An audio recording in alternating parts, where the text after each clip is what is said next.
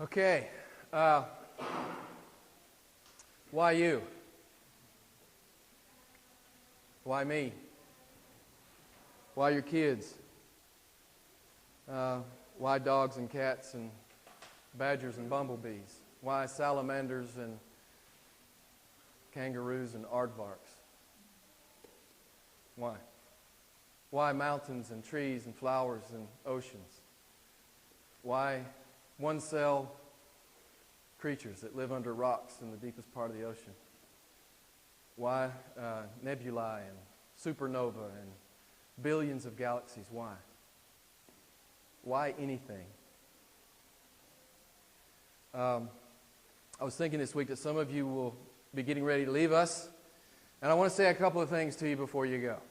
Okay? There's a couple points I want to make today that I don't ever want you to forget ever. Okay? So I'm not actually going to preach a text this morning, but I am going to refer to Scripture quite a lot. So you may want to jot these Scripture references down if you care to. But what I want to address this morning are a couple of questions that Christians should always be able to answer without hesitation. Christians should be able to answer the question, why anything? Why? Why everything? What is God's purpose for anything? What's the answer to that question?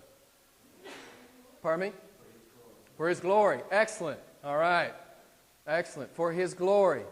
Now, this could be a 2-year sermon series, okay? I mean, we could talk about that for a long time. But it's only going to be 30 minutes, okay? Lord willing. Might be a little longer. Try to keep it to 30 minutes. Why does God create? For His glory. Why badgers and bumblebees and dogs and cats and you and me and salamanders and supernovas? It's for the glory of God. Of course, God has many goals, many ends in all that He's doing.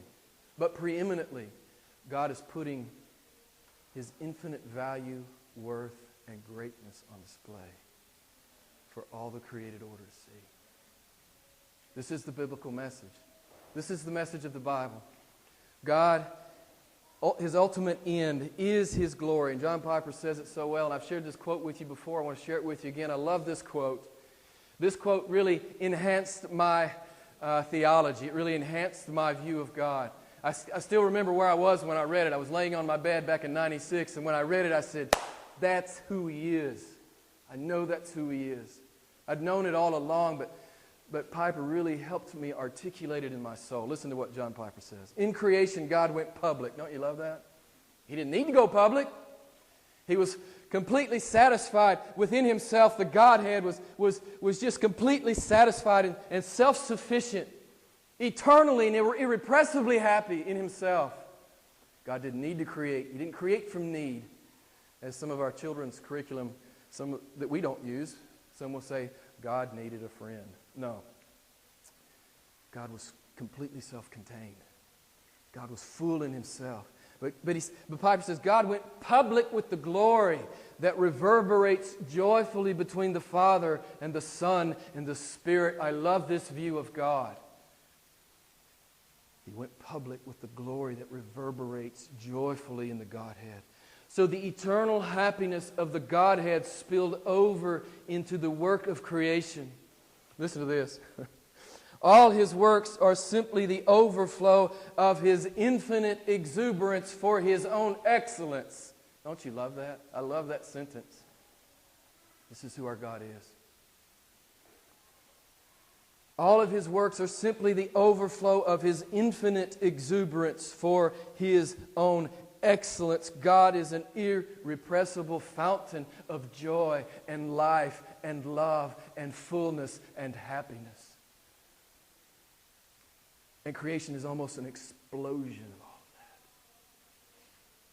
that. I love that view of God. You know, Paul told Timothy, Paul called God the blessed God. And you know the other word, that Greek word that's translated blessed, it could be translated how? Anybody remember? Happy. The eternally happy, self-sufficient, overflowing, exuberant God. This is who our God is. exuberant God. And you know this about Him, right? I hope you know this about Him. This is who He is. Infinitely full and happy. This is a basic, foundational, fundamental, biblical truth about God. I want to make sure you know that before you leave here. I fear there are many people that sit in churches all their life and they still don't know this about God. They still don't know it. They still don't know how to articulate this. That He's infinitely happy and He's giving that to His kids. He's giving that to the redeemed. His infinite joy. So why anything? For the glory of God. For the glory of God. There's another consideration. There's another consideration that's all wrapped up in that. It's for the glory of God. And what else? Does anybody know? We've talked about this off and on some. And I'll give you a Twinkie if you know the answer to this, man. I'll get some Twinkies. I have a source. I'll give you a Twinkie if you can answer this. God creates for His glory and for... Oh! And I'll get to keep it at my house. All right. Okay. No, I didn't tell her. I didn't tell her. You think I'm going to give away a Twinkie? It was fixed. You got to be kidding me. God creates for His glory and for our joy. I love this about God. And this is what I want to talk about today, and I want to share with you, because after you leave here, I don't want you to ever forget. Even on your hardest day, I don't want you to forget. It's for your Father's glory, and it's for your eternal joy. All that He's doing, everything He's doing, everything He's doing is for His glory and for the joy of His people. As I thought about this, how could I say it? And I thought, it kept coming back to me. God is radically committed to His children. Radically committed to His children. And that's what I want to talk about today. I just want to go through a couple of verses, Just want to go through a couple of verses. I want to remind you how radically committed to you God is. It's an astonishing thing. I mean, I was just worshiping all week as I thought about these things. This is really one go. Piper says it well. This is really one go. The glory of God and the joy of His people, it's all the same thing. It's all the same thing.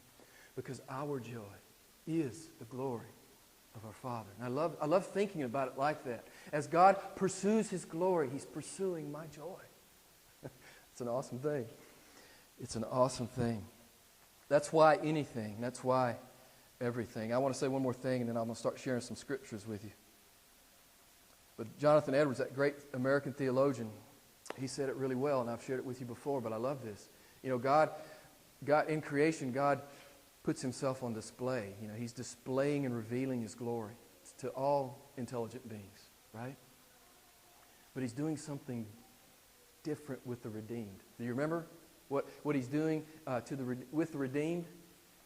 He's putting His glory on display for the created order, for all the created order, but with the redeemed, you got to get this, He's communicating His glory.